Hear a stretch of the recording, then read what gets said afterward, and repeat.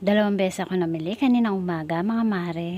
Noong una kasi mga mare, naalala ko wala pala akong burger buns na ubos na kahapon. Kaya dali-dali naman akong pumunta sa aking suki na bakery. Kaya lang mga mare, pagdating ko doon, sarado pala ang aking suki na bakery. Pumunta naman ako sa ibang bakery mga mare, at sa pangalawang napuntahan ko na bakery, doon pa ako nakabili ng burger buns. Kaya lang mga mare, napamahal lang ako ng 2 pesos sa akin nabili na burger buns. 18 pesos lang kasi to sa suki ko ng bakery mga mare, pero sa ibang bakery ay 20 pesos per balot ng burger bun. Bumili na rin ako ng tig-6 na tinapay mga mare, 5 piraso.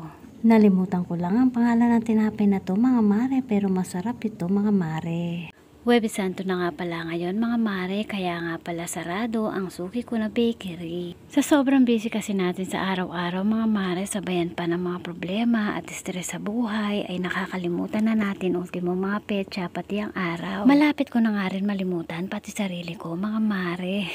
Kasi kahit sa sarili ko mga mare, sa totoo lang ay wala na akong oras. Naturingan nga akong single mom, pero hindi ko ma-enjoy ang buhay. Sa dami kasi ng mga gastusin ko sa araw-araw mga mare, kaya hindi ako pwede magsara ng aking tindahan. Ganito yata talaga mga mare kapag single parent ka. Kailangan ko talagang bumenta mga mare, lalo na sobrang tumal. Kaya nga sariling kaligayahan ko mga mare ay hindi ko na inisip. Lahat kasi ng mga ginagawa ko mga mare para sa aking mga anak.